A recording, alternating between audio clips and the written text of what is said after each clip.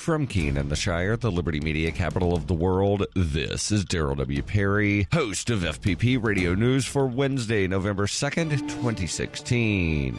Silver is trading at $18.61 per ounce. Gold is valued at $1,299 per ounce. And according to BitcoinAverage.com, the average price of Bitcoin is $728. Antiwar.com reports Kremlin spokesman Dmitry Peskov warned that the moratorium on Russian airstrikes around Aleppo is in jeopardy from the continued rebel attacks against positions around government-held western Aleppo. Peskov insisted Russia wants to enable the exit of civilians from rebel eastern Aleppo and to create conditions wherein humanitarian aid can be delivered to the city. Russia has paused its airstrikes for about 2 weeks now to that end. While it seemed early on that Russia could afford to be patient with eastern Aleppo surrounded and the Syrian military doing well in clashes with the Nusra Front. Late last week, however, Nusra and their allies launched a major counterattack, which has been raging since. The counterattack came from outside the city, trying to end the siege on the east and threatening government-held territories in the west. Russia has so far not gotten involved, and while the Syrian military seems to have staved off any huge defeats, this likely adds to pressure from Russia's defense ministry. Though Russian President Putin has so far insisted the pause should continue, the defense ministry has made much of a call for an end to it and resuming airstrikes. It is unusual for them to publicly dissent from official policy, and the pickup in fighting will only increase those calls.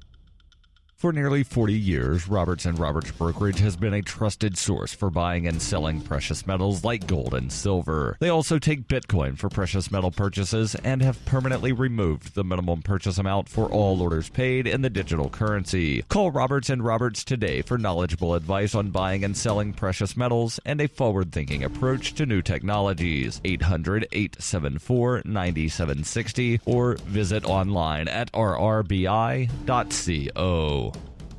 UPI reports the U.S. Supreme Court spent part of its Halloween listening to arguments on whether chevrons, zigzags, and color patterns worn on cheerleader uniforms can be copyrighted under federal law. The issue is determining where the functional design of the uniform ends and the expressive graphic design begins. Varsity Brands Incorporated, a well-known maker of cheerleading uniforms, sued Star Athletica in 2010. Varsity, based in Memphis, said the new company was intentionally copying several of its uniform designs. Star Athletica won its case in U.S. District Court, but the opinion was overturned by a split panel in the Sixth Circuit. John Bursch, a lawyer for Missouri-based Star Athletica, said the graphic elements are utilitarian because they contribute to the essence of what a cheerleading uniform is. He said features like zigzags cover seams and make waistbands stronger, adding that every detail contributes to the look and feel of the uniform. The case could have far-reaching effects on the fashion industry, where designs traditionally have had limited protection under U.S. copyright law. Fabric designs with an original pattern that is separate from the useful function of the garment are eligible for copyright, but anything else leaves courts divided. Details like necklines and sleeve styles are not eligible for copyright since they are considered essential to the whole purpose of the outfit.